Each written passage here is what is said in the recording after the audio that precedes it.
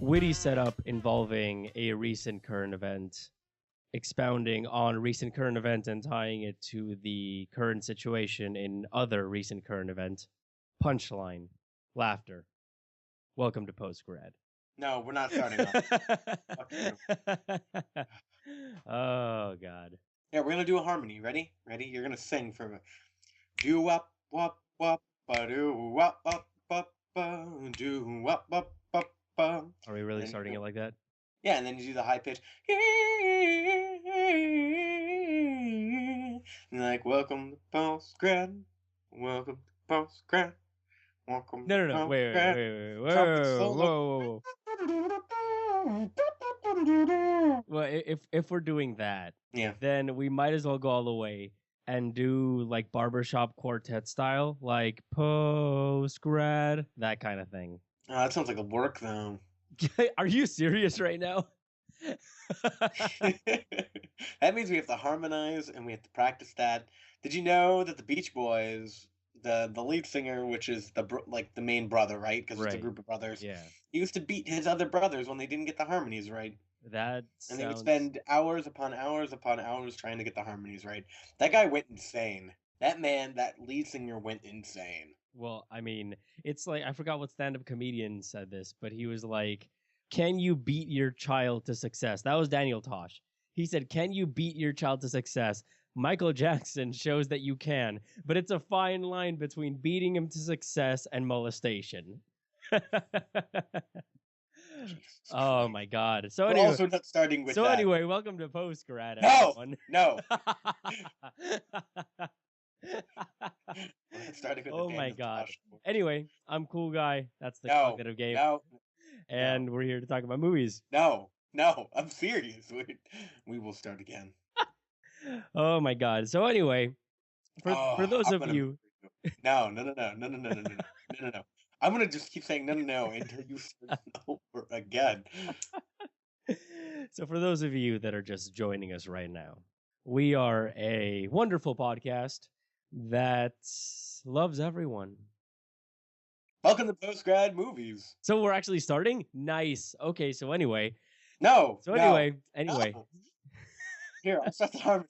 No. Ooh, No harmony. Welcome to No harmony. the podcast of the PostGrad Movies. No harmony. Let's all go to the movies. Let's all go to the movies. We're probably going to get sued. From Postgrad the makers of that movies. song. No. Anyway, we already started. So, apart from that, we are a awesome podcast about two friends that flew away after graduating from the sciences from the same university, and now we talk and hang out. We're also in grad school. Right. Like if we were, We're I smart people. suppose, hanging out together and whatnot. And we talk about movies because it is a ton of fun. And it's a good way to keep up with each other. So anyway, for those of you who want to keep track of us, just so that you know, we do have a Facebook page, facebook.com/postgradent, or you can type in Postgrad Entertainment onto the search bar on Facebook. We're also on YouTube, Postgrad Games. And we have this podcast, which you can subscribe to through iTunes as well, and leave reviews and whatnot. You can also email us at postgradentertainment@gmail.com. Please, God, email us. We miss people. Anyway, we're actually the Vlogbrothers. And we're brothers who decided to keep in touch with one another by starting videos. So, John, because I'm obviously Hank in this relationship. Right. What have you been up to this week? Because I have 31 jokes that are terrible. No, wait. I have facts about being in a country that has never really been alive. Or something random. Here's 61 interesting facts about the light bulb. All right, John, let me give you to these. Okay. Number 1, glass light bulbs were first invented in Minnesota. Number 2, you used to screw light bulbs in to the left, but they changed it to go to the right because too many people electrocuted themselves when they tried to do it the other way. Isn't that interesting, John? The thing is, you gotta do all of these facts in under an X amount of time. So you have to be like 61 light bulb facts in less than 2 minutes. How illuminating! Joke number 5. All right, John, I'm running out of time. Hello, Hank. It's Friday. So today I went and I was walking around and I started thinking about the surroundings around me. And I really wondered why the river was flowing in the way that it did, because it really transfers this ephemeral notion of what it means to be yourself in an era that is ever changing in light of certain revolutions like Syria and what is going on in basically the entire Middle East at this portion, considering the fact that Russia is attacking that area. But I mean, you can't really challenge Russia in a land war unless you're the Mongols. You're forgetting to plug your book every 3 seconds. Because that's really how it happened. And you also forgot to bring your voice down to this like weird low voice. It's like, and Russia was like this, but really, it's just kind of weird. Well, it's I watch a lot of Vlogbrothers because I love them. But it's because he gets really excited and then starts talking to you. But yeah, we really like the Vlogbrothers, so we really do. Yeah, if they had a podcast, it would be this one because we're them. Right, but we're not them. Exactly. Anyway, just how the hell was your damn week? Seriously though, let's just get this over with. Well, you see, John, I was looking at light bulb facts for at least 16 hours. God, how was my week? Let's see. I'm back to the grind, I suppose. I started classes again. So there's that. Wow. It was much more interesting when I was Hank. Hank has much interesting life. It's like all of a sudden your week is completely uninteresting, and then you put on the guise of Hank, and you're like, 20 fun facts about the college I'm currently in that I could just got off the top of my head. Yuck, yuck, yuck, yuck, yuck. Oh, Hank. No, it was whatever, man. I was chilling on the beach. I became one with the earth. I surfed a little in Mother Ocean. You know what I mean, man? No, Right. I don't. It's chill, bro. It's chill. No, I didn't do any of that shit. I don't know. I'm in Philly. I got back. I drove. I got back from Colorado, and then I think the most exciting thing I did this week was start planning a engagement ring. Like start. I know. It's really nice. So it's like her great great aunt or something, and it's from 1936. Wow. Yeah, it's really nice. You're saying this to a big group of people that'll now know. Yeah, but they don't know who I am. That's true. And she doesn't listen to this garbage, so it's okay. She doesn't listen to this garbage. Well, she knows. People know. But I can start talking about the plans. We're not engaged, so nothing's too official. I just started planning a ring. I don't think it's that big of a deal. So I know I played Dark Souls too. That's also pretty exciting, and probably on par with the wedding ring discussion as far as importance. God, that's terrible. Oh my god. So Dark Souls 2 is pretty great. Oh, okay. I'm glad. Tell me about it then. Or do you want to talk about the engagement ring? No, it's really nice. It's like platinum. It has a big rock. I'm sending it to some jeweler in Seattle who's gonna like make it unique. So what do you think? So we have a friend that's getting married this summer, right? Yeah. And I was thinking about proposing to her at the wedding. No. Is that a good idea or a bad idea? No. You're an idiot. Why would but you? Wouldn't that be great? Like, our friend will have her very first dance with her, or her last dance with the father, or whatever that dance is. And I'm just like going to stop and be like, hold up, everybody. They don't matter. It's now about me. You are an awful person. Kidding. I would never do that. That is the worst. No, I wouldn't do that. That's probably the worst thing you could ever do to somebody. That is awful. Especially when I'm in the wedding party. So anyway, so yeah, so Dark Souls 2 came out. Dark Souls 2. Dark Souls 2. Dark Souls 2. What's going on? I believe you. Dark Souls 2 Okay. came out this week. Oh, last week. It's a lot of fun. I wasn't expecting to like it as much as I did. It's way easier than I expected. Really? Like, it's still hard. Like, it's still super, super hard. But, okay, so they have this feature where you can summon other players into your game. Okay. And that's how other players kind of grind. So there's a finite number of souls you can get in your world because there's a bunch of enemies, but the enemies stop respawning after a while and then they never come back. Oh. So if you die, like, say, 50 times in a level, which is completely possible, they might be there like 49 times, but then on that 50th time, they'll be gone and they won't come back. And the enemies will never come back. Gotcha. So the only way to grind up your level is to then get summoned into somebody else's world. And when you're summoned into somebody else's world, you essentially become their help, right? Like, you go in there and you help them defeat hard enemies. And it becomes almost like Monster Hunter. I'm talking almost in code here because none of our audience is going to be like, what the fuck is all this garbage? So essentially, it's like you get summoned into their realm, and now you're like trying to defeat these awesomely huge monsters with like a team of 3 people. Okay. And then everybody gets experience from it. Right. But you don't get this until like halfway through the first level. And then there's like a special way you have to do it. Like, it doesn't tell you have to do it, but you do it. Anyway, so I kind of cheated a little bit because I essentially went to the first boss and was like, yo, I'm going to summon 2 people to help me. And I just ran into the boss room and I let the other 2 people kill the boss. And I was just like hanging back, like, what up? I'm just like shooting an arrow that does 5 damage. And they're over there doing like 600 a hit. So, wow.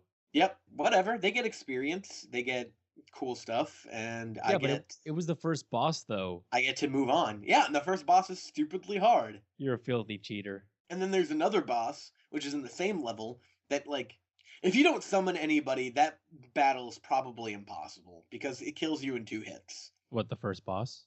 No, the second boss. Ah, okay. The first boss also kills you in 2 hits, but you can evade it. The other boss, like, charges at you and then has this, like, crazy wide swing. So either you have to, like, dodge like a pro and then, like, chunk at it, and it would probably be an hour long of hitting him, rolling around, and then doing that over and over and over again. Or you can summon people, and then they can, like, get on a turret and just shoot it. And that was way easier. I killed that boss in less than a minute. That's impressive. Yeah, it was great. And then you can get summoned into other people's worlds, and it's a lot of fun. It's a lot of fun. It's one of those games I wasn't expecting to enjoy, and then you enjoyed. Like, I'd be like, I'm just probably gonna go on and play for an hour, and then 4 hours later, I'm still playing this game, and I'm like, I need a life. So, yeah, Dark Souls 2. It's also an analogy for me proposing to somebody, because you have to work up your courage, and then you have to, kill people to get experience, and then eventually... Right. I think all you were missing in that analogy is clobbering someone over the head and taking her into your cave. Right, well, I mean, they're not in the Stone Age anymore. I can just drug them, Oh my god. And you didn't want to start off this podcast by talking about child molestation. And here you are, endorsing date rape. I'm not. Whoa. I'm not endorsing date rape, but if there's somebody that you truly love, consensual. Hey everyone. Agree to marry me. The Cognitive Gamer just endorsed date rape. Did you hear that, everyone? If you weren't paying attention, pay attention. You missed the whole analogy. I wasn't even talking about sexual anything. I was merely saying if you want somebody to say yes when you propose to them, you drug them. That's all. That's not illegal.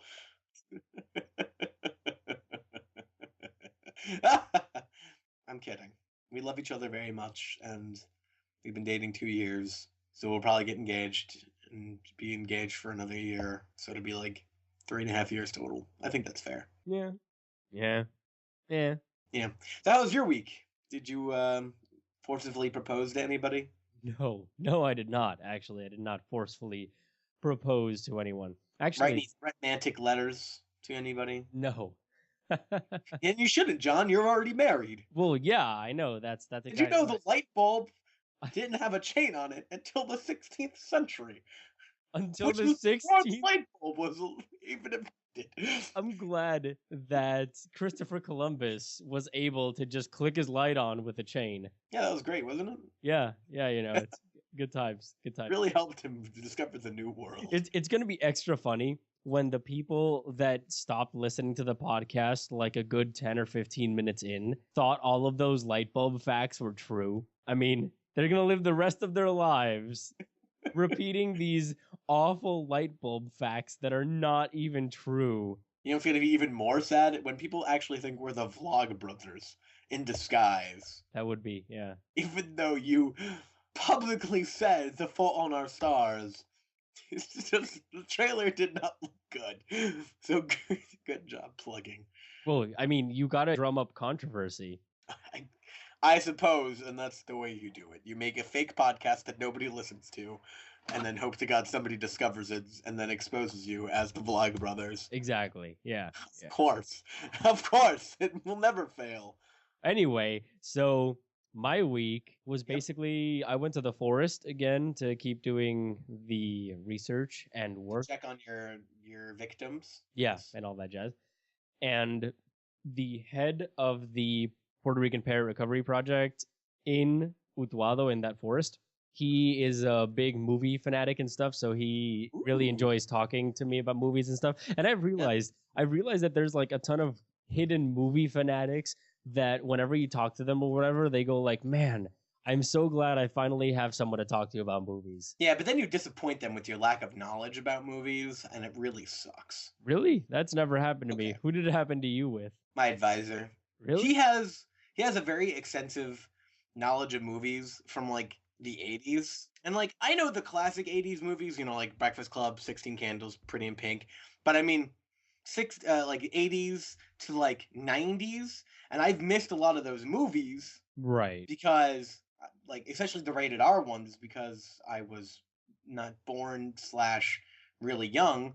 So I haven't really been able to watch these movies, and it just kind of sucks. Like Clockwork Orange, I haven't seen that. Oh, you one. haven't seen Clockwork Orange? No. That's on my list. It's definitely I really, really do want to see it, but there's some other ones too. But it's like more of like it's some of the movies that aren't considered classics, you know, like from that era, and it's also the ones that are like really good movies, but not like so amazing that you have to see them right now.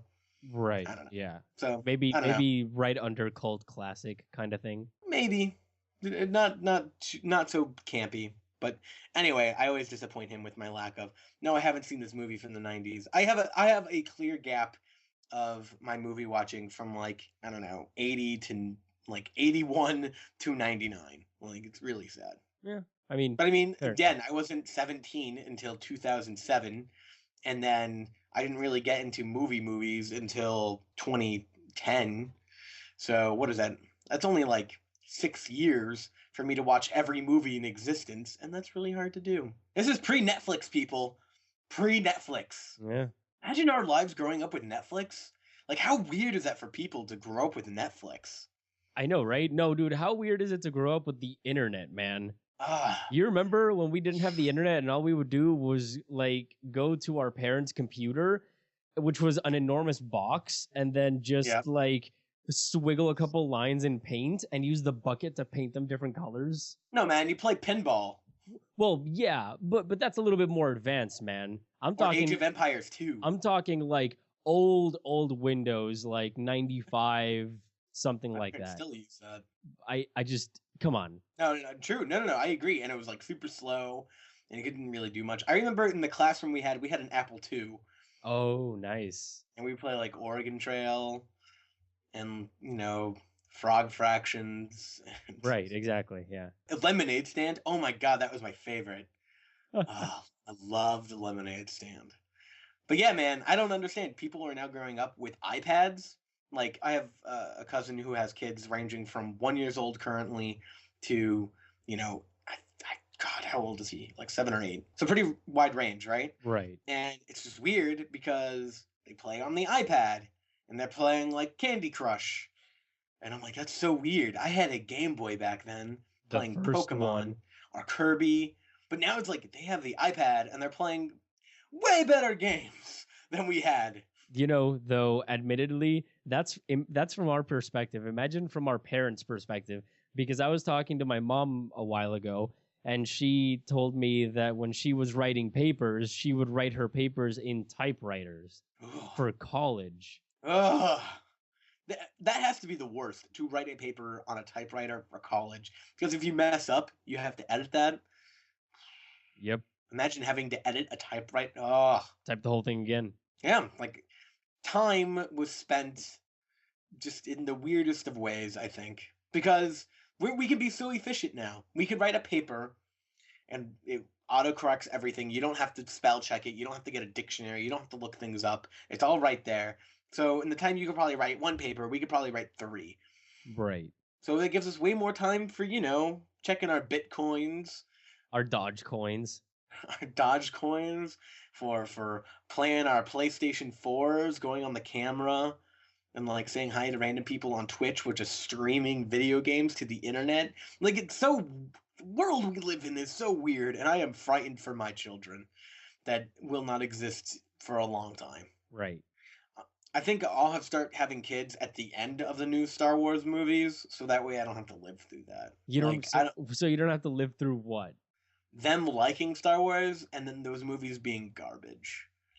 Like, imagine if they're garbage and then the kid likes them, so you have to watch them anyway, and then you have to buy all the stupid figurines for this really bad movie. Like, I could only imagine our parents' disdain when we forced them to buy stupid Ninja Turtle toys, even though that show was kind of stupid. I mean, all shows are kind of stupid. I mean, Remember dragging your parents to the Pokemon movie and how terrible that was for them? dude, that movie was awesome. That when we were 7. No. Have you seen the Pokemon movie recently? Yeah, it's terrible. Have you seen the second Pokemon movie? That movie's awesome. I have not seen Pokemon 2000. My dad vowed never to do it again after the first one. Pokemon 2000 is awesome. I love but Pokemon 2000. the original was so bad. It literally scarred my father for life. I remember having to play the card game, and my dad would take me to the tournaments, and he would just like chill at the store for 3 hours. Like, that's a labor of love. It is. It is. And I don't want to do that. I'm selfish right now. So, what do kids like? Minecraft? That's okay, I guess. What are you gonna do? Sit in a server for 3 hours? Oh man, kids will have infinite knowledge of servers, and I still don't know really what they are. I just know it's a room of computers that allow you to do stuff. The internet is a series of tubes. Like, kids today are going to have such a weird life, like, not only because of the internet, but also marketing for food is completely different. Like, they won't have the joys of watching Transformers and then a commercial for Transformer O's coming on. Yep, that's true. It's totally manipulative, but I mean, it's true. You're not gonna have that. McDonald's now has apple slices. Like, that, what? Exactly. Kids today are gonna be skinny, healthy, and intelligent, and it sucks. We missed that generation by this much. This much. What do we have? What do we have that's cool? Nothing. We have CDs that are obsolete. We have Pokemon, which is obsolete. And Pokemon is still happening. What do we have? What do we get? Where's our respect?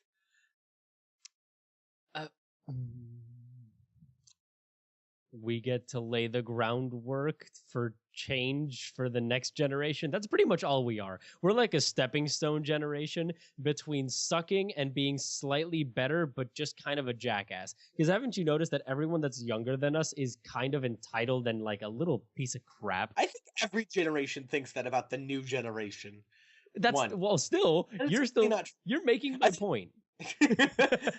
Okay, there's also some cons to that changes too. Like, when I was in middle school, I didn't even know what marijuana was. And now, I bet every middle schooler knows what marijuana is. And that's scary. That's a scary thought. Like, it's a scary thought to think that our future children will have to go through middle school and have to deal with, like, drug dealers. And I know that's probably a common thing even to people growing up through all the ages, but I feel like it's become more mainstream, if that makes any sense. Especially in Colorado, I'm sure every single like media outlet is reporting on legalized marijuana. Yeah, well, that's just every day in Puerto Rico. I just don't understand your marijuana thing, because that was like all the time here. You could be walking down the street and someone would be like, "Hey, dude," and then that's it. Like, right there, middle of the day. I don't know. I feel like I was sheltered, which is good in middle school because that's too young to know the world. I feel on that level. But at the same time, maybe it's not. I don't know. The world is a weird place now. It is. Like, imagine it. Kids now can watch YouTube You were just amazed at everything that we can do now, which is true. I mean, it's true in your defense. But think about it. When you were 6 years old and you wanted to watch Power Rangers, you had to wait until it was on, or you watch a VHS of it. You can literally watch infinite amounts of Power Rangers on YouTube now. Or you record with your VHS. Do you remember that? I just said that. Well, I thought you said like watch it on VHS. I'm talking like wait for the show to get ready to start. You know, the clock ticks 9 a.m. or something, and you're holding your record and play button at the same time, ready to go. And as soon as it starts, you tap them both really quick at the same time, and the VHS starts recording. Yeah, exactly. But now kids can get on the internet, on YouTube, and watch things. Are there parental controls on YouTube? I mean, you can put filters on it, yeah, if you use stuff like Chrome and whatnot. But that's scary if parents don't know how to do that, you know? Because there's stuff on YouTube that is just not kid appropriate. There is stuff everywhere that's not kid appropriate. Yeah, but on TV, you can at least filter it, you know? You can put passcodes on everything, and it's fairly easy to do. Right. I feel like on the internet, it's not. No. I mean, for God's sakes, you can be playing Minecraft, and if you're on the right server, random people can come in and leave messages. I mean, I don't know. That's just weird to me. Says the person who used to go on AOL chat servers and talk to lesbians. I was a very curious 14-year-old. Let's move on. Okay, anyway, the point is, my week was good. So... because that's what we originally started with when we deviated into whatever the hell we ended up in right now, which was us basically going, you young whippersnappers. So, I mean... So how was your week, cool guy? Did you find a better name? Because yours still suck. My week was good. Let's just go ahead and move on. We've been talking about stupid things for way too long. Let's move on. Okay. So we're going straight into theaters this week. No. This conversation needs to be nonstop. We need to just keep talking about it, so it'll never end. It'll be non-stop. So on IMDb, Nonstop has a 7.3 rating. God, that was awful. That was so That's bad. why people come to this podcast. Also because we forced them to with guns to their head. Ooh. So on Rotten Tomatoes, it's got a 60 with a 63 top critic score. And on Metacritic, it's got a 56%. It is directed by Jaume Collet-Serra.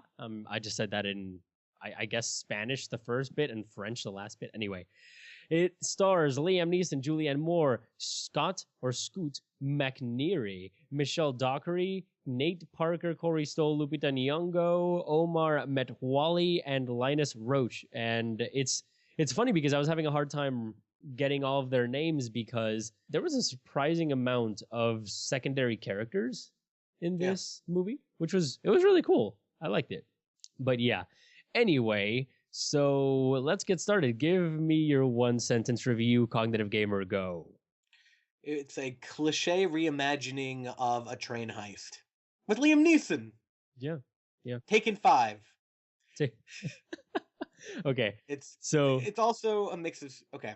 So here's another sentence review. If you took Speed, the movie Speed, not the drug. If you took the movie Speed and you mixed it, okay? Yeah.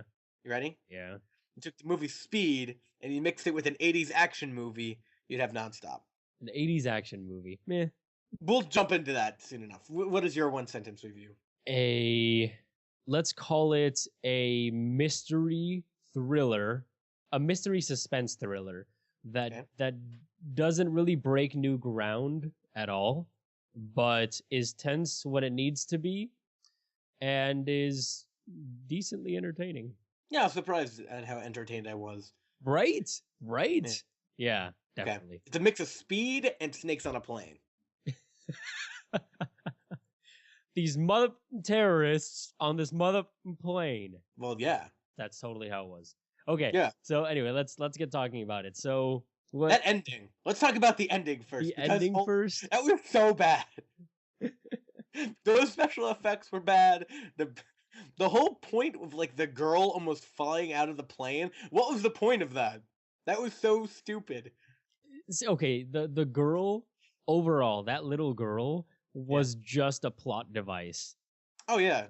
Like completely a complete plot device. It was the thing I could compare her to was, you remember when I was talking about watching The Purge a while ago, and that there was the daughter basically would like disappear and reappear at certain times. Huh. Yeah. So basically she was missing for long periods of time, and it was assumed that she was just hidden throughout the house, and then she would just appear, do something, and then disappear again.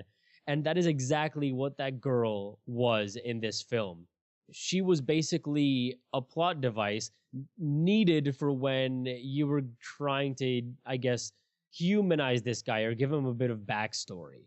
She exists so Liam Neeson isn't a complete jackass, essentially. Right, yeah. But I mean, they could have gotten the point across by just having him give her the thing, the little protecty scrappy thing, and not have that entire scene in the end where she almost flies out of the plane. He could have that was added so they can add that there is a little bit of danger to that plane landing. I think it would have been almost too anticlimactic if the plane exploded in the rear and then landed just fine without. But I feel like instead of something so outlandish as a certain part of the plane getting ripped apart and then a girl almost falling out and Liam Neeson had to save her, I think it would have been more entertaining to see people in the cabin like bounce up and down and, you know, get thrown around and almost die that way. Yeah. But I feel like the budget would be way too, like, that would cost a lot more money than showing a bad green screen section. You have to take into account the fact that the director, this guy, he directed House of Wax, okay? Oh, that was an okay movie. Come on. Are you serious right now? I mean, it had What's-Her-Face in it, right? Yeah, that one. Yeah, Paris Hilton. Yeah. Yeah. That's how you know it's a great movie. And I haven't heard that name in a very long time. So we're just going to move right ahead because we're not going to talk about Paris Hilton. But yeah, he also directed Unknown, which is also the Liam Neeson movie. So he's directed Liam Neeson before, and he knows how to direct him. But the thing is, he knows how to herd him. Like, okay. Like a dog. Okay, the final act, the ending, the wrap up is just so unbelievably over the top and stupid, specifically because the tension on the plane was done really well. I mean, yeah, it was. I mean, yeah, they pulled the Sherlock bit a lot where the texts were hovering in midair. I like that though. No, I definitely like that. That was really cool when he broke his phone. And then, like, the text that hovered above was also broken. That was really cool. Yeah, yeah. I just think I'm like, oh, okay, so you took a page out of Sherlock. That's nice. Good call, because Sherlock is a great show. I'm sure Sherlock wasn't the first one to do that. I actually think it was. Yeah. If you know of a thing that's done text messages floating in the air via special effects, please comment or email us at postgradentertainment@gmail.com. Also, going back to the ending, does every single plane movie have to have the exact same ending?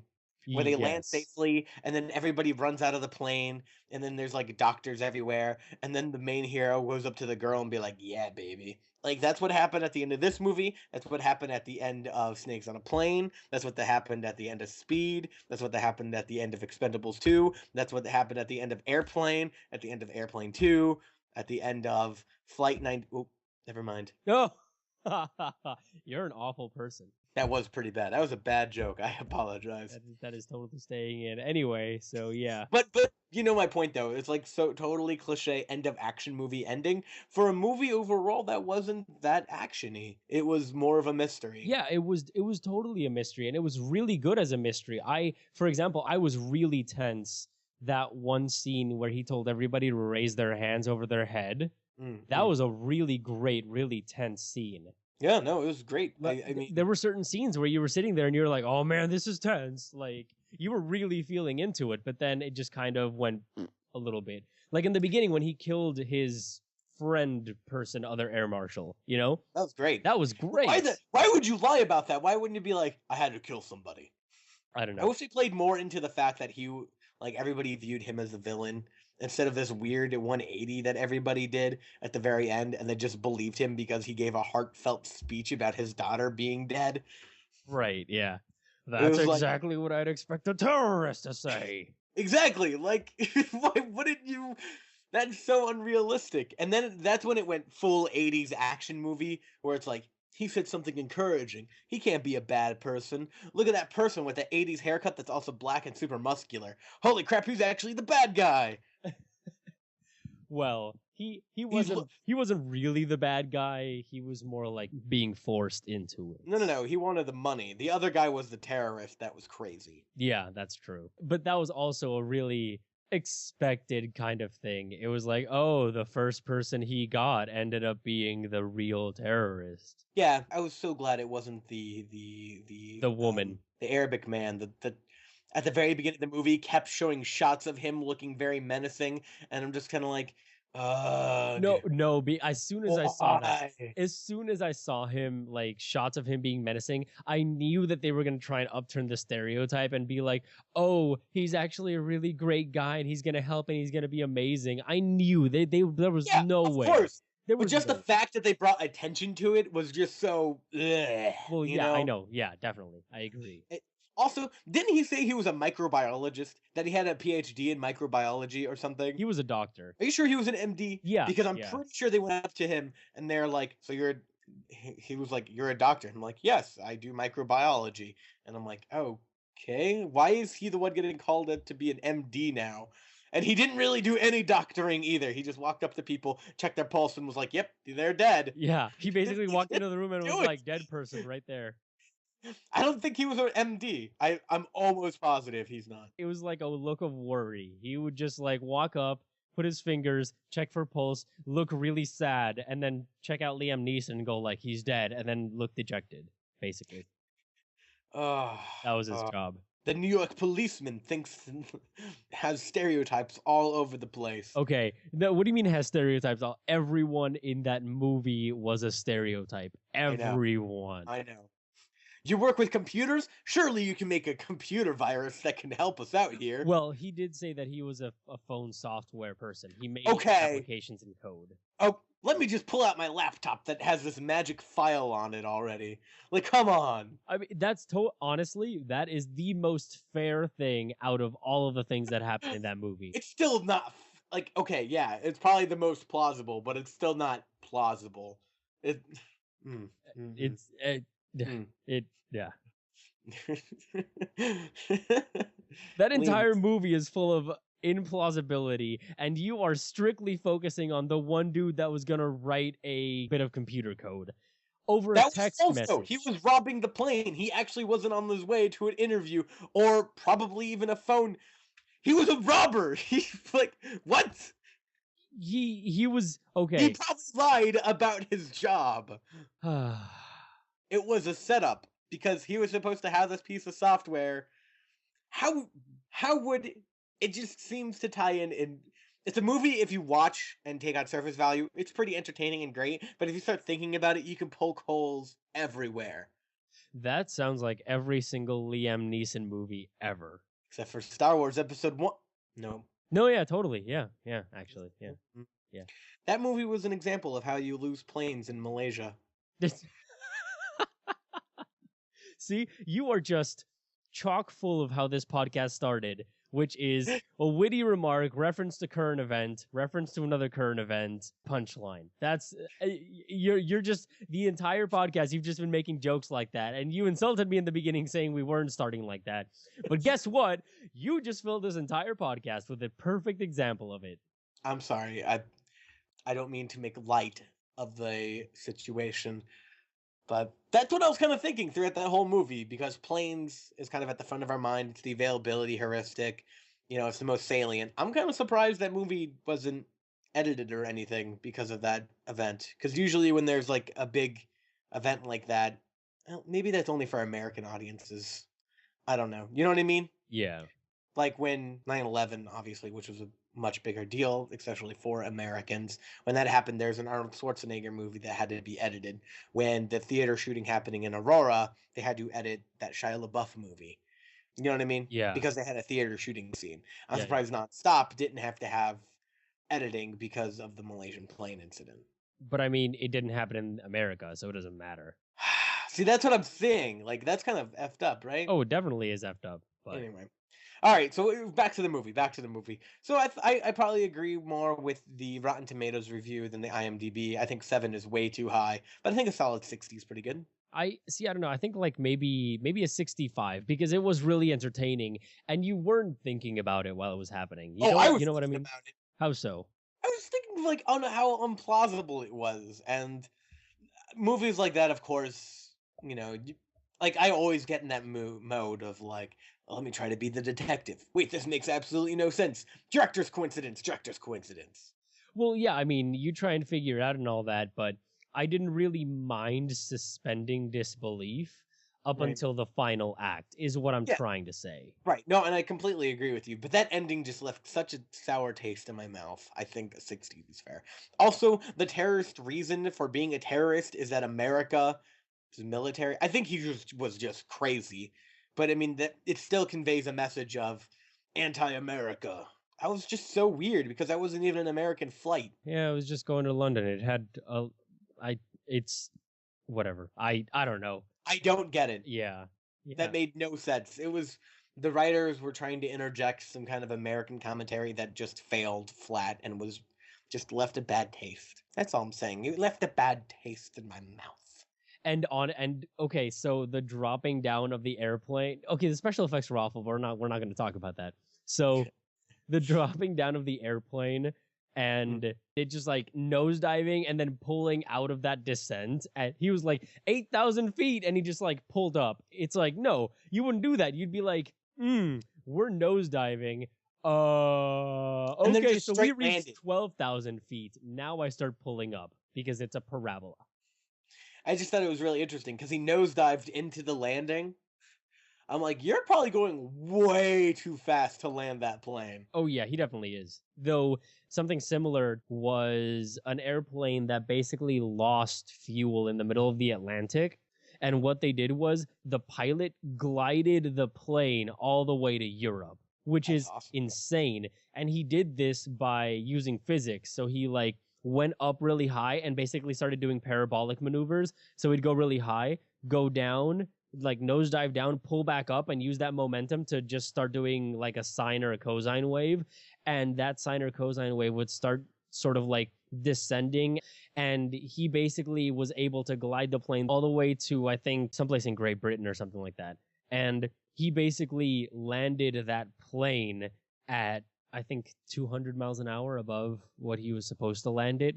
And the exact same thing happened. He landed in like all of the tires popped, the landing gears broke and stuff like that. I mean, Right. it was a rough landing because he couldn't stop, Right. If he stops, he'll stall. So, yeah, now that is an insane landing. What wasn't an insane landing was in Unknown when they basically blew off mean the entire nonstop? pack nonstop. Yeah. Same thing. And Liam Neeson action movie. It's just a genre now. It is. It's the genre of don't piss off Liam Neeson, basically. Yeah. Liam Neeson gets mad. It's See, I feel like Nonstop could have been a pretty great movie if they would have made it a little bit more to the tune of It Prisoners. was pretty shallow. Yeah, but I'm just saying like it could have been a way better movie. Again, if they would have made it to the tune of Prisoners, maybe a little bit more. Make it a little bit darker. See, I think it would have been better if they went more of the tone of Snakes on a Plane and just went full 80s action movie. Really? I don't think Liam Neeson can do parody style something. I feel like he has one tone, and that tone is "I'm gonna kill you." There's no like "I'm gonna kill you," ha ha. I don't think he can do that. You know how old Liam Neeson is? No, do you know? He is 61 years old. Not bad. And he's still kicking ass. He has taken 500 coming out next year, so. That's true. Or this year. Do you want to hear all the movies he's in? He's in Nonstop. He was in the Lego movie. And then he's in Star Wars The Clone Wars as the voice of Qui-Gon Jinn. Yeah. Which is awesome. I didn't know that. That's really, really cool. He's in A Walk Among the Tombstones. Don't know what that is. He's in A Million Ways to Die in the West. He's in Run All Night, The Prophet, Silence, and Taken 3. All of these movies will be out either this year or next. That's impressive. That's crazy. He's turning into the Nick Cage of action movies. Except way better than Nick Cage's action movies. Whoa. You do not make fun of our one true God. Nick Cage? Correct. Nick Cage is amazing. Well, But yeah. he hasn't had a good action movie in a very long time. That's true. Yeah, that's true. Name one good Nick Cage action movie. I can't. Hence why I Since agreed Con with. Air. Jesus. Okay. Yeah, I guess Kick-Ass, but that still sort of doesn't count. Anyway, okay. So Nonstop, it's a rental. I would rent it. I'll watch it on Redbox. Yeah, yeah. And if it comes on Netflix, why the hell not? Yeah. So. Or watch The Gray. That's a way better Liam Neeson action movie. Way more depressing. But yeah, I completely agree with you. So I suppose we will move on then. Yep. All right. We are moving on to an even better movie, which is our Netflix movie spotlight. Totally not sponsored by Netflix yet. Can we get sponsored by them yet? Can we just tweet at them? Yeah, I don't see why not. You can tweet at them. Go for it. You can tweet at them too. We can both tweet at them. Okay. All right. Anyway, our Netflix movie this time around is There Will Be Blood. And if you recall, our Netflix movie is one that neither of us has seen, but is currently on Netflix and you can stream it. So anyway, on IMDb, There Will Be Blood has an 8.1. On Rotten Tomatoes, it's got a 91 with a 96 top critic score. And on Metacritic, it's got a 92. It is directed by Paul Thomas Anderson. It stars Daniel Day-Lewis, Paul Dano, Dylan Frazier, Paul F. Tompkins, Barry Del Sherman, and it is an adaptation of a novel by Upton Sinclair called Oil! So, what is your one sentence review? Daniel Day-Lewis is a powerhouse. That's it? Yep, that's it. Okay. That's what made that movie what it was Daniel Day-Lewis. If I have a milkshake and I have a straw that reaches all the way over to your milkshake, I will drink your milkshake.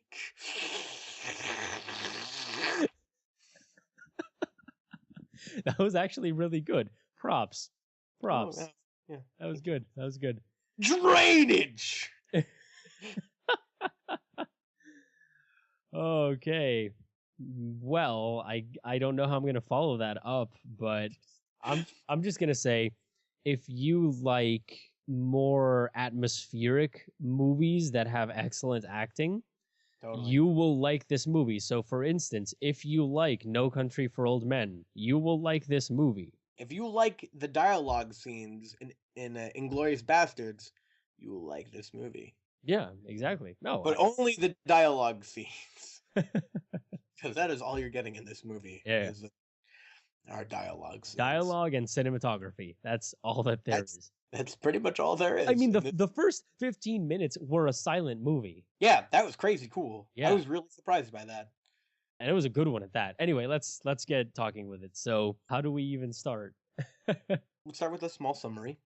So the movie's about a man who I think's mining for gold in California, right? Yeah. And then he accidentally finds oil. He learns that he can sell oil for a crazy high price. Right, yeah. So then he begins a oil company. The oil company gets larger and larger, and eventually he finds land. This man sells it to him, or this boy. I guess he was like 20. Right. Yeah. Supposed to be. Yeah. Who sells it to him.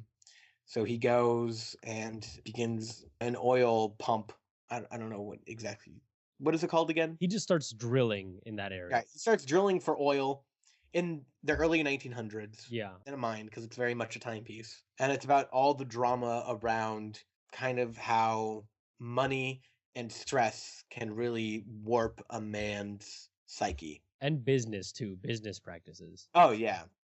But it's almost like the responsibility of owning the business and having money. Right, yeah. It's like how burdens can change a man's attitude and mentality and how money triumphs overall. But see, the thing is, he was always like that. Straight from the beginning. It was all about getting richer. He was kind of a slimy person, but he still had a hint of morality. Well, I mean, you saw that in the first scene. Like, the dude literally broke his leg, and he grabbed the rocks that he thought might have something, dragged himself for God knows how long, so that he could get to a place where they would crush it and measure all of the weight of the gold inside the rocks. The dude is crazy, just to begin with, okay?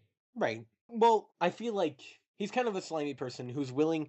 He comes across as a very nice man who's willing to lie. Oh, yeah. It's almost like he has a visage of a nice person to do business practices and tries to be the nice guy or pretends to be the nice guy, Yeah, but inside pretends. he's actually the devil, Right. which was a huge, again, religion was also a huge thing in this movie. Analogy, metaphor, so on and so forth. But by the end of the movie, it's just that part of him is lost. He has become sin, and he is sin. Oh yeah. It's almost about how somebody becomes corrupt. Yeah, yeah. Starting with like how a little sin could then rise up to a very large one. Have you ever seen Punch Drunk Love? Yeah, yeah. It's kind of the same thing with that, and how responsibility can weigh on somebody to a point of extreme mental breakdown, to leads to extreme psychosis, Yeah. essentially. Right. And that director does that very well, even if it was slightly boring.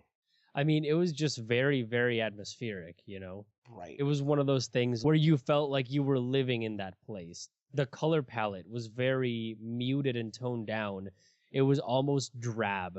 You know, the colors were tans, but they weren't really tans. It was more like just worn out sand. It was just really, really weird. And then everything sort of had this aura about it. Like when there was a fire, you had an enormous vignette of color around the camera and around the shot. It was just really weird.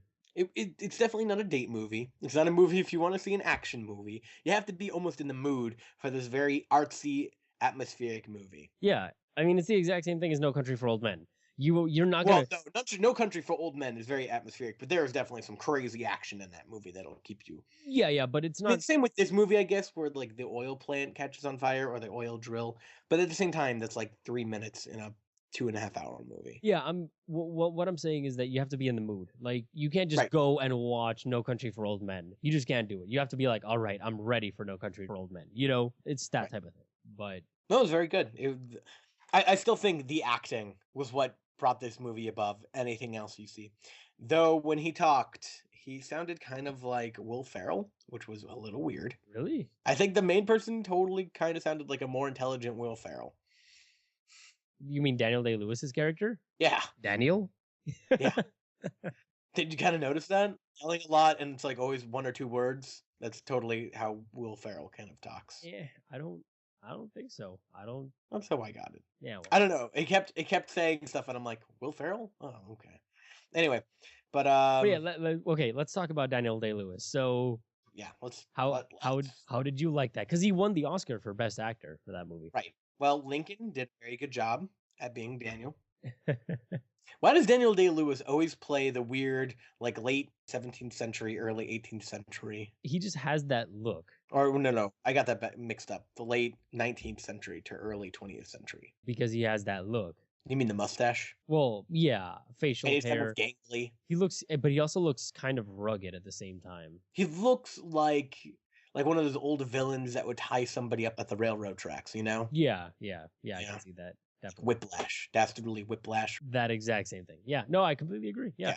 He has the look, you know, the wrinkles on his face work. It's just I don't know. It's a look about him. Right. So not only does he have the look, but he also has the acting chops to just really pull you in and just be very.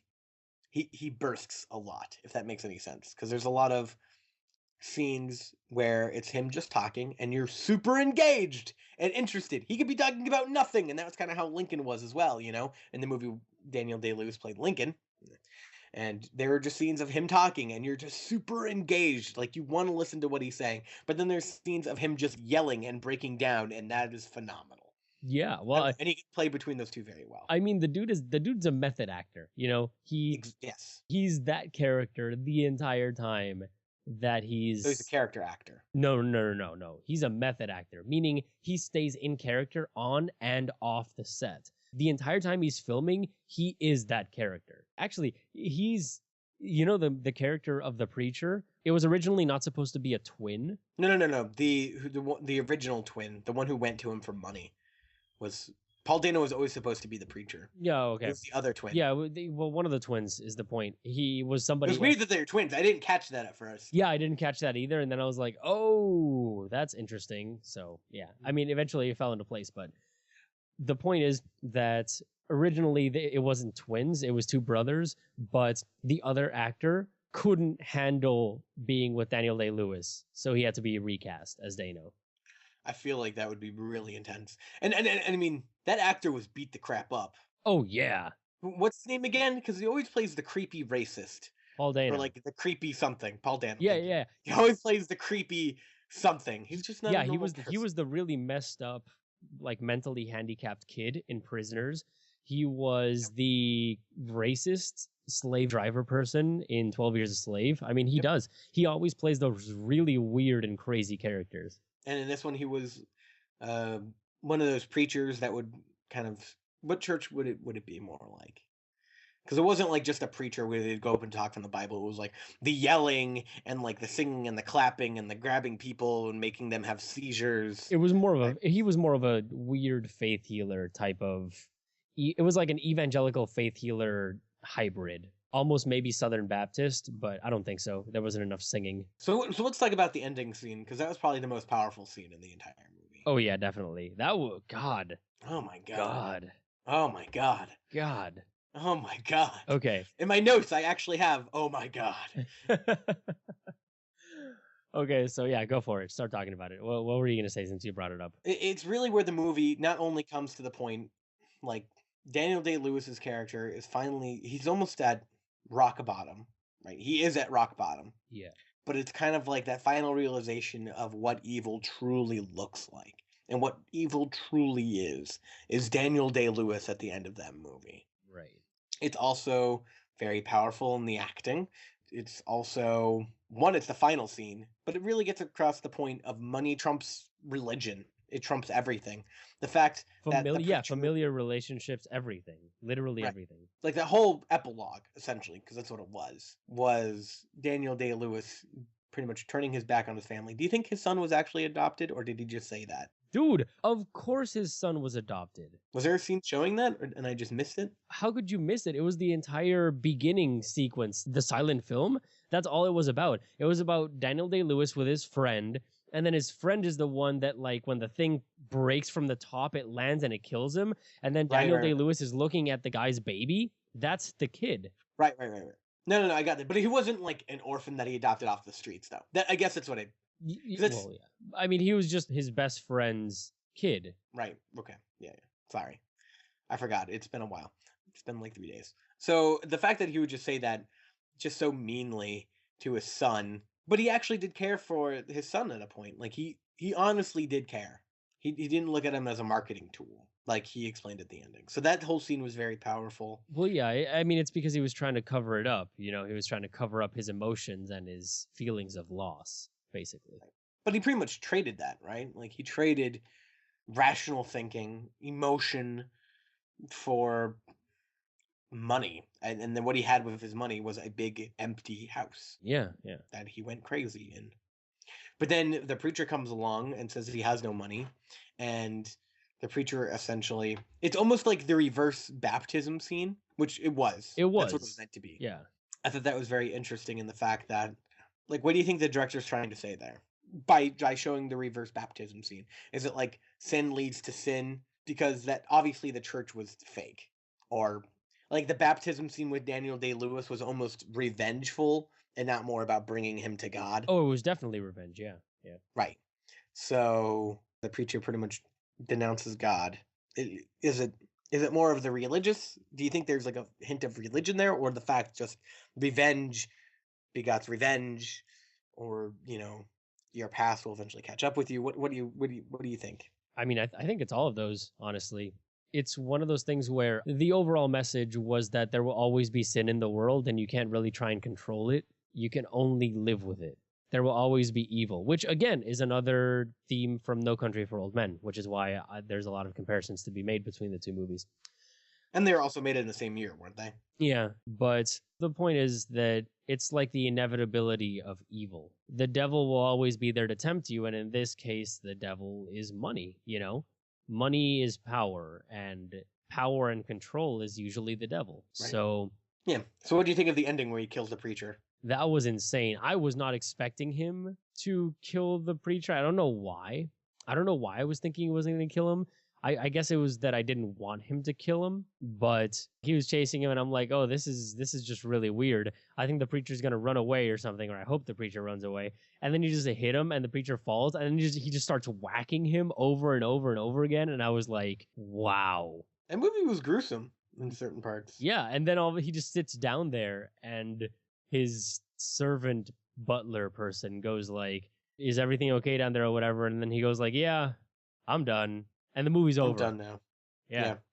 I'm done now. Do you think he went to jail? No. I mean, a person like that is not going to go to jail. Again, the inevitability of evil. He's not going to go to jail. There's no way. There's no way. I mean, yeah. Anyway. Okay, so good movie. Watch it if you're in the mood. Let's move on. Really? Is that okay? Really? Or is there anything That's else? it? Daniel Day-Lewis, man. Daniel Day-Lewis. Fucking amazing. I don't we even already knew that. Like, see, well, no, okay. The thing with Daniel Day-Lewis, okay, is the fact that he can be in anything, and the Academy goes like Daniel Day-Lewis, and they throw an Oscar at him. You know, like that is basically. That's because he does a really good job. Oh, I know. It's not like he does a bad job. So I as a scientist, I kind of want to test how far it goes. Like, I want Daniel Day-Lewis to do exceedingly small roles to see if he gets Oscar nods or something like that. Like, at some point, they're gonna have to stop. You know, they can't be like, oh, Daniel Day-Lewis has a cameo as a rock in that movie, best supporting actor. You know, I mean, they can't. There's got to be a point where it stops. But anyway, let's move on. Okay, finally. So Jesus, it took forever. So, new to DVD and Blu-ray and theaters. First up in theaters, we have The Muppets Most Wanted, Divergent, Rob the Mob, Jodorowsky's Dune, Blood Ties, Cheap Thrills, McCanick. All of these are in limited release. Jodorowsky's Dune and McCanick, all the way down to McCanick. And you ready for this, Cognitive Gamer? Yep. Are you ready? Yep. Are you ready? Yep. Nymphomaniac Volume 1. In limited release. No, it's in full release. Actually, just checked my local theater, and the only one of those movies that it has is Muppets Most Wanted. Damn it. Yeah. All right. Sorry. Anyway, but I could check. I'll check the other. Let me see the other theater, the one that would actually maybe have it. Nymphomaniac. Anyway, so new to DVD and Blu-ray, we have Frozen, Saving Mr. Banks, American Hustle, Mandela, The Long Walk to Freedom, Reasonable Doubt, Atlantis, Sparks, Jamesy Boy, A Touch of Sin, That's What I Am, 20 Feet Below, The Darkness Descending, and The Happy Sad. So pretty good week for DVD and Blu-ray, at least for the first half. Especially. You should go buy Frozen, though it seems like everybody's buying Frozen, because if we look at the news story, okay. News segue. News. Frozen sets home video sales record. So, the movie sold 3.2 million Blu-ray and DVD discs in the first day of release. What? In its first day of release. 3.2 million! That's an enormous percentage of the population of the United States. And if you think about it, like, that's 3.2 million Blu-ray and DVDs. That's going for about $25 a pop for the Blu-ray right now. Normal price is $40 because Disney's insane, but usually when you get it in the first week or whatever, it's about half that. So that's a lot of money. Yeah, I mean, if they're selling like combo packs and whatnot, I'm assuming that could go all the way up to maybe like $100 million for Disney in the first day. Well, its global box office is already at 1.32, about $1 billion. Jesus, Frozen is a cash cow. Frozen is now a cash cow. It's too mainstream. Not to mention that it's too Frozen was all right. Not to mention its soundtrack probably sold a crap ton. Oh yeah, definitely. Oh my god, Frozen. There's definitely going to be a sequel. And, there has to be at this point. And people keep on making references to Frozen songs on YouTube and stuff and getting viral because of it. So this is a global hit for Disney. Oh yeah. And I'm actually really excited for it because that studio, who also made Tangled, which I'll get to in a second, also now I think is almost better than Pixar. No. They print money. Current Pixar. I still don't think so. Well, this actually segues into a bunch of the news stories, because next on the news story is that Tangled characters, which would be Rapunzel and Flynn, Ryder, were actually seen in the Frozen movie, so they're thinking that the universes are actually tied together. This is news to you? Man, I was telling this theory like way before the Oscars to all of my peeps in I'm the just saying forest. it's really interesting. And going off the Pixar side of it, The Incredibles and Ratatouille are getting a 3D release. Really? Yep. But I'm guessing I think The Incredibles will come out because The Incredibles 2 was just announced. Yep. It's official. It's official. I hope to God Brad Bird is attached to it. He is. He's going to be directing. Yeah. Fantastic. I love Brad Bird. He's so great. I thought he died after John Carter on Mars. Like, he became a hobo because that movie did so poorly. But I'm glad to see he has work again. It shouldn't have done so poorly, though. It was such a good movie. Yeah. It wasn't amazing. It wasn't amazing, but it was a good movie. It was just the marketing was awful. Yeah, the marketing was pretty terrible. Yeah. Also, there's going to be a third Cars. So Ratatouille is getting So Ratatouille. I don't know. I feel like Ratatouille wouldn't be the best of 3D movies, just because a lot of it takes place in a kitchen. I don't know. But The Incredibles. I think it's kind of a weird one. Definitely. No, The Incredibles will be great in 3D. Oh, yeah. Especially if they kind of like HDify it. But Ratatouille is beautiful. It is. But I don't know if the 3D will add much to it. I think it would be more of the excitement of seeing it again in theaters, more so than, look at Elastic Girl's arm coming right at me. So yeah, that's true. So, any more news on your end? Rooney Mara's casting as Tigerlily stirs up controversy. Really? How come? Because she's white. That's true. So essentially, there's the new Peter Pan reboot, which we talked about last podcast, called Pan, I believe. And they're casting Rooney Mara as not being representative of the Native American population. Okay. See, the thing is, I would tend to agree with this point. I didn't agree with the Last Airbender stuff because... What was the Last Airbender stuff? When the movie was getting made, that they got upset that they didn't cast an Asian kid, when even though the show is pan-Asian, it's imitating Asia, none of the characters are Asian. They're based off of certain islanders and stuff like that, but they are not Asian. You can see that clearly in all of their episodes. They do not have Asian phenotypes. They just don't. And as a biologist, I cannot say that those people are Asian, or at least of Asian descent. And the thing is, with Peter Pan, I can see that a lot more. The fact that, yeah, they should have probably cast someone that was maybe more Native American. But at the same time, like, remember the original Peter Pan? Yeah, how racist that was? Is exactly what I was going for. Yeah, the original Peter Pan was not nice to Native Americans. It was insanely racist. It was extremely racist. Oh my god. Yeah, which is why I'm like, oh, come on, guys. Pick a side of the fence and stay on it. But at the same time, I think that makes sense. But at the same time, I think we can look past race, and just see it as a character. And we don't even know the intentions of who Tigerlily will be in the new Pan movie. Yeah. At the same time, by doing this, you kind of walk that very thin line of almost black-facing Rooney Mara. Yeah, right? But I mean, it's... Yeah. I mean, you do, right? As long as the character is not offensive, you're fine.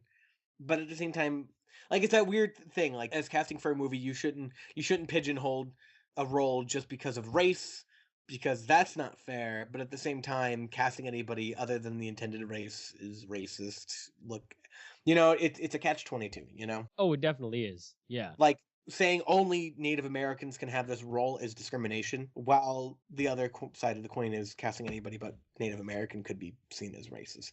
Yeah, no, I think that's why I have such a big problem with the people that get all up in arms with racial casting. It's honestly, it might have racial undertones, but A, you don't know that, and B, it might not necessarily be for that reason.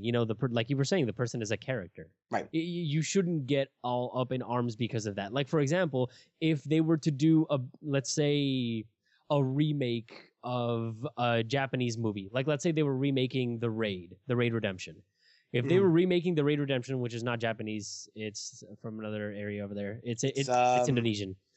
Yeah, there's only like 3 Indonesian movies in existence, and that is one of them. Right. So, God. Anyway, it's true. Anyway, it's so true. Anyway. So if they were going to do a remake of The Raid Redemption, and they basically were doing the exact same plot and everything, and they cast a bunch of white people, yeah, I would be like, come on, guys, seriously. The original work was with maybe a group of Asian dudes, I mean, and they're going to be way better as Asian dudes than as white people. Because let's get real here, white people can't fight. So My God. How about Jason Statham? No. Did you see the Raid Redemption? Their fighting was insane. Anyway, the point is. No, I know that movie was incredible. The point being that there are certain creative decisions that we're not aware of, and you can't just freaking go get all up in arms about it just because of something. And you're right, it is a catch-22. But then again, Hollywood is very white dominated, which Definitely. I don't like at all. Yeah. I mean, we talked about this before. I mean, with Lupita Nyong'o. Yeah, her entire acceptance speech was essentially, "This is great. I'm glad the Academy could recognize me as a black person instead of being a great actress," which she's both. Oh yeah, definitely for sure. Yeah, except in Nonstop, she was just kind of normal there. She was an extra, essentially. Yeah, which is a shame, but I mean, Hollywood is dominated by white stars, so it reinforces that your role models can only be white. Except for Tyler Perry. Hey, that further reinforces that your role models can only be white. Those movies. God, Tyler. That's bad on the other side of the spectrum of making more like saying African American culture can be only derived in one thing, and that's essentially it reinforces the negative stereotypes and exploits them for sure. But the thing is that they love that garbage. African American culture. They eat that garbage up. Let's say that a little more sensitive. No. From one minority. No, I agree. From one minority to that another. Audience fully enjoys. There's an episode of Boondocks, right? Yeah. Which I love Boondocks because it's very self-reflective, and it's also a commentary on culture, especially Black and African American culture, and urban especially. But there's an episode essentially saying BET. Black entertainment television is straight garbage and just strongly reinforces the negative stereotypes, but yet its entire audience likes watching that reinforcing of that negative stereotype. Yeah. It's a problem. It's a major problem, not for us, and we have no comment for it, but I think it's like if we were to watch, I'm sure there's tons of Mexican and Latino culture shows that reinforce negative stereotypes.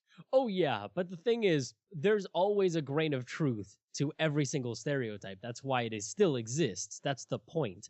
Yes and no. We start getting into start getting into an argument of being, the stereotypes may be based in truth, but that truth start because of something, or is this a self-proclaiming prophecy that's been reoccurring for years and years and years, or is it genetic? I mean, we're pretty much arguing the chicken and the egg when we get to that point. I'm just saying this is like us watching a negative stereotype show, embracing it, and then like that's a problem, right? Yeah, like I mean, to break out of that negative stereotype because it's false. I mean, unless it's outside of, I guess, stand-up comedy. If it's a movie or something like that, reinforcing those types of stereotypes, like I would find it funny, but I think the movie was garbage. But by just throwing our money at it is a problem because more of them will be made, which then perpetuates this negative stereotype, which then becomes a self-proclaiming prophecy, which then we reinforce that negative stereotype more and people start to believe it.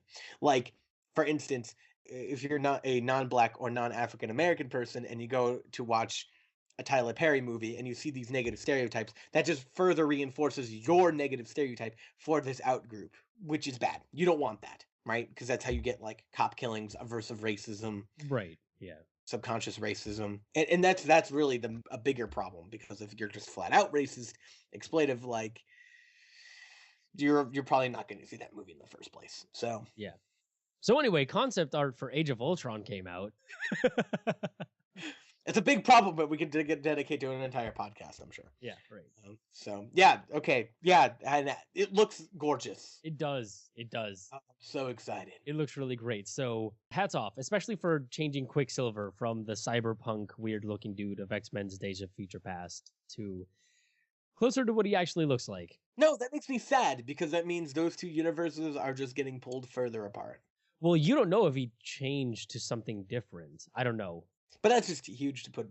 I think X-Men and the Avengers need to come together, and then Spider-Man swings in. Oh my God, imagine that movie. They're all owned by different people. It's not going to happen. I mean, they own the rights to the movies, but there's always a chance. I mean, Disney owns Marvel, right? Yeah. So they could still make an X-Men movie It just couldn't be that X-Men. Yeah, You couldn't they see they Jackman. couldn't have the same characters. Like they couldn't have Wolverine. They couldn't have But they could if they buy it, but that would cost lots of money. right. Anyway, the Peanuts movie teaser trailer came out, and Seen that? you haven't seen it. Go look at it right now. Okay. So what did you think? That animation was extremely cool. I'm really glad that 3D movies have kind of broken away from the stereotypical, like everything has to look like Toy Story, Yeah. and now can embrace new art styles, because it's not the animation that's changing so much, it's the art direction and the art style, and that's what really is important, because that's really what it takes to make something look unique. Yeah, I completely agree. I mean, it's that art is beautiful. It looks exactly like the original animation, just in the way that they behave, and it looks so pretty. It almost looks like a watercolor crayon mix. It is wonderful. Yeah, it looks like the Peanuts. It's new enough to be attractive to kids. Yep. You have to start thinking from an industry side of it too, because that's a big part of it, right? 'Cause Right. unfortunately, art can't just be art. It has to actually sell. Yeah. And yeah. especially with the Peanuts brand, they want to probably be faithful. Yeah. So I think it embodies what the Peanuts were, especially if you read the old comics in color or Right. watch the old TV show of it. But then it's new enough for kids to be like, "Oh my god, yay, cartoons!" So Yep. Yeah. Completely. because how old do you have to be to remember the Peanuts? Like Peanuts were old when I was growing up, which was 23 years ago, Yeah. Exactly. which isn't that long ago, but like you know what I mean. It's 2 decades, bro. It's long enough. Man, do you remember the old Peanuts movies? Oh yeah. All and They're all of so the Christmas good. specials. Oh man, Yeah. the Thanksgiving special. Yeah. What was your favorite Peanuts movie? I don't know, man. I can't choose. Was it The Great Pumpkin, Charlie Brown? Why do you ask me this stuff? You know that I can't choose favorites. I'm always Okay. gonna disappoint you. Remember like the road trip one where like Charlie Brown had a pen pal? Oh, they go to camp, right? They go to camp. The memories, the Wait, nostalgia.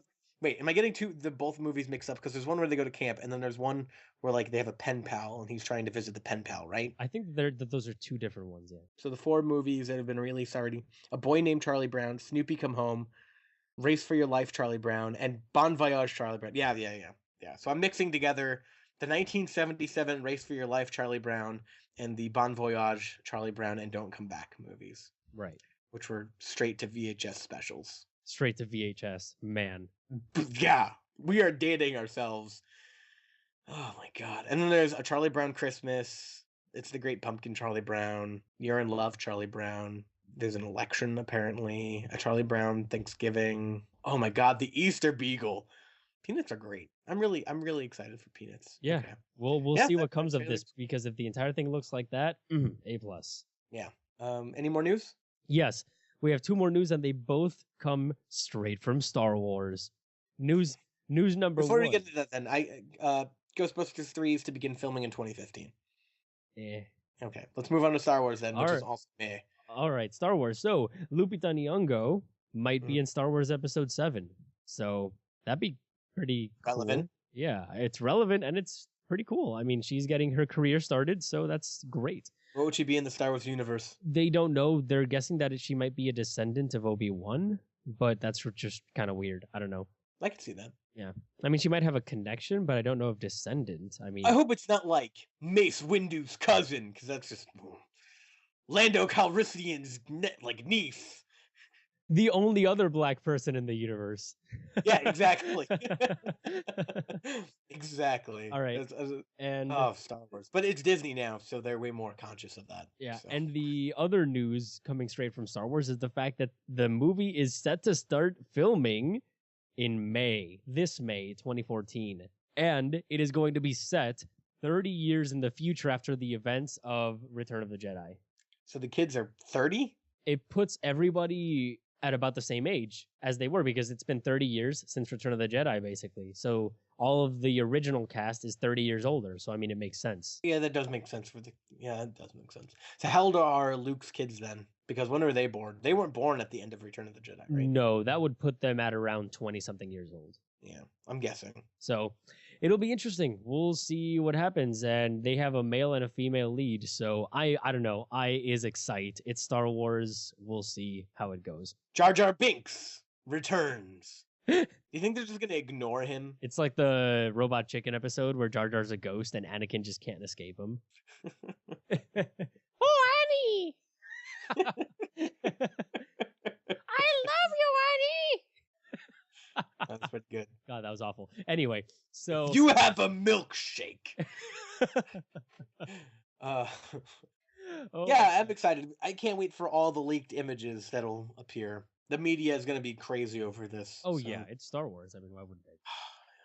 Don't screw it up, Don't screw it up. Jabrams. Don't screw it up. But it's Jabrams. I have complete. So don't confidence in- screw it up, Jabrams. He has full potential to screw something up. I bet it's going to start off really strong and end really stupid. I don't know, man. Like everything he invents. I don't know, man. Everything. The second Star Trek was great. It was pretty good. It was a great. Except for the ending, where they're ending in a foot race. Like, how anticlimactic is that? I think it was a great movie. I really liked Yeah, no, the I second thought it was a one. really good And movie. the first yeah. one too. I mean, but that's But I mean, if that movie quality was transferred over to Star Wars, would you be happy? I feel expectations for this movie is set way too high. yeah. Like, yeah.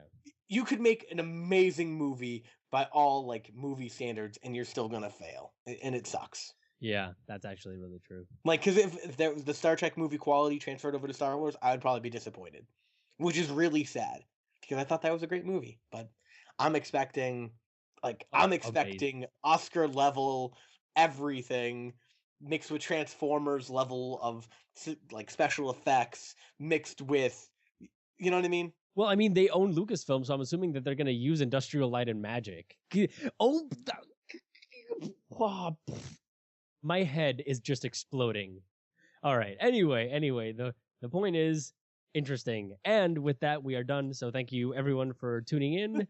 You can find more about us if you would like and contact and talk to us at PostGrad Entertainment on Facebook. You can tweet at us at Cognitive Gamer. You can also tweet at me at the Writepad, WRITE. And we are also on YouTube, PostGrad Games. Type that in. We spam the entire thing. We recently came out with a bunch of really great videos that are really interesting. So I hope you will all enjoy them. If you also want to comment on anything that we have, if you want to talk to us, not through Facebook, you can always email us at postgradentertainment@gmail.com. And the Cognitive Gamer also has a bunch of blogs that he writes for. Yeah, so I haven't really written him in a while. I have one on IGN.com that I pretty much post like once a week, which I'm trying to get better at, but it's hard right now. It's midterms, it's crunch time. And then I also write reviews for electricfeast.com, but again, I haven't really submitted one in a long time. But I should be reviewing Infamous Second Son. On top of that, I'm also putting out a live stream pretty much all weekend. So when I play it, I will be on Twitch. Find us at PostGrad Games on twitch.tv. Right. I will be playing Infamous Second Son on the PlayStation 4. I just got a PlayStation camera, so you can see my face for the first time ever. And you can then take screenshots of it and then put it as your wallpaper and adore it. It was gross. It was gross. So I will be doing that, and I should be putting up a review for Infamous Second Son for electricfeast.com. Hopefully by the end of this weekend. I have a lot of work. And we will also have videos of him playing it as well on PostGrad Games. So good time. Yeah, of course. Yeah. No, fuck our channel. But anyway, thank you all for tuning in, and we will catch you next week.